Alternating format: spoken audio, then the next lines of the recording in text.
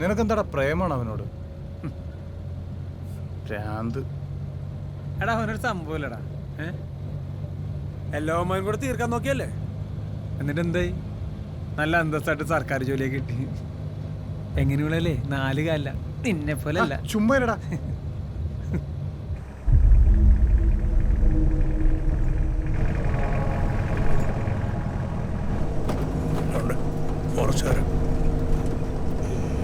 പ്രശ്നമാവോ? പ്രശ്നങ്ങളൊക്കെ ഗർഭത്തിലേക്ക് കലക്കുന്ന ആളാ മിഥുൻ സാർ. അങ്ങനെ നോക്കിക്കോളൂ.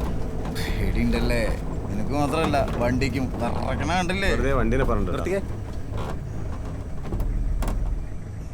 എങ്ങോട്ടാ? മിഥുൻ സാർ പറഞ്ഞിട്ടാ. സാറ് മേലുണ്ട്, ചെല്ലി.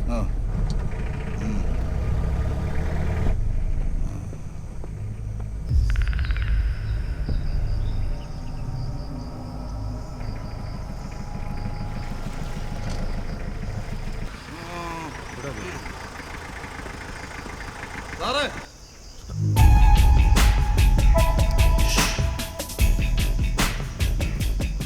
പാമ്പായിരിക്കും.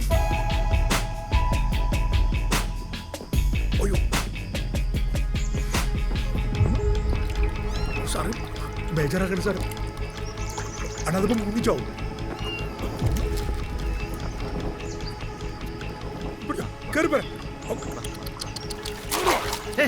എന്ത് പോക്കത്തിലോടെ കാണിക്കുന്നത്?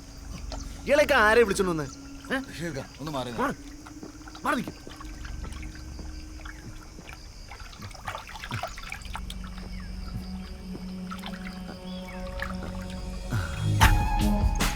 ഞാൻ പറഞ്ഞില്ലേ സാധനം തന്നെ കയറും.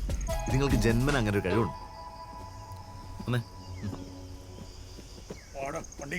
പണിക്ക് പറ്റൂടോ ഇയാള് മൊത്തം നന്മയാണല്ലോ. പഴയ കുമ്പനാണ് സാറേ, ഇപ്പത്തിരി ക്ഷീണാണെന്നുള്ളൂ. നിങ്ങൾ ഈ വഴി പോകണ്ട, ക്യാമറ ട്രാപ്പ് വെച്ചിട്ടുണ്ട്. പൊണ്ണമ്മല വഴി പിടിച്ചോ. സെറ്റല്ലേ? കാച്ചൂല നമ്മളിന്ന്. പിന്നല്ലാതെ കക്ഷികളെവിടെ എത്തി?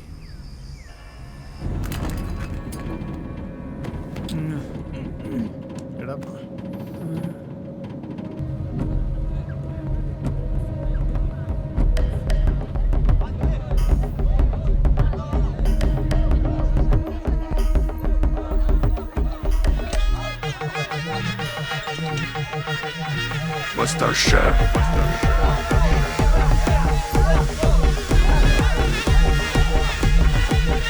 Mr. Chef. ഒത്തിരി വന്നിട്ടുള്ള MLA ആണ്, ജയിച്ച ജില്ല എന്നുള്ള മന്ത്രി, പാർട്ടിയിൽ ശക്തനായി വളർന്നുകൊണ്ടിരിക്കുന്ന നേതാവാണ്. നവമാരില്ലേ മിഥുനും അനന്തവും രഘുവിന്റെ അട്ടത്തും വലതുമാണ്. വർഷങ്ങൾക്ക് മുമ്പ് ഈ കോളനിയിൽ കുറെ തമിഴന്മാർ കുടിയേറിയാണ്. അതിലൊരാളുടെ മകനാണ് ഈ മിഥുൻ. ആ കുഞ്ചാക്കോ ഭവനെ പോലെ ഇരിക്കണ കണ്ട, അവനാണ് അനന്തു. അവൻ കോളനിക്ക് പുറത്തുള്ളവനാ. ഇവന്മാർ രണ്ടും സ്കൂൾ മുതലേ ഒരുമിച്ചാണ്, ചങ്കാണ്. കോളേജ് രാഷ്ട്രീയത്തിനിടയിലാണ് രഘു ഇവന്മാരെ പൊക്കണത്.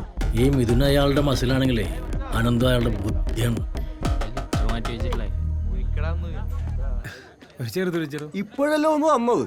എപ്പോ ഒന്ന് പോയടാപ്പാ, 4 പേക്ക് കൊണ്ട് 16 പേരോ അങ്ങനെ തന്നുള്ളൂ. പോയി അവിടെ അങ്ങനെ പോയി നക്ക്.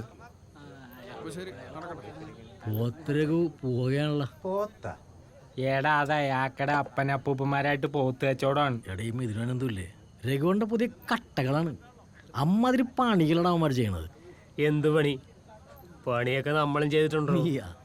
നീയൊക്കെ ഇട്ടാവട്ടത്ത് കളിക്കുന്ന കോലുകുത്തിക്കളി അല്ലത്. എടാ അവന്മാർ ഈ അടുത്തതൊരു പണി എന്താ നിങ്ങൾക്കറിയോ? ഒഴിക്കടാ ഒരെണ്ണം, എനിക്കും കൂടെ ഒരെണ്ണം.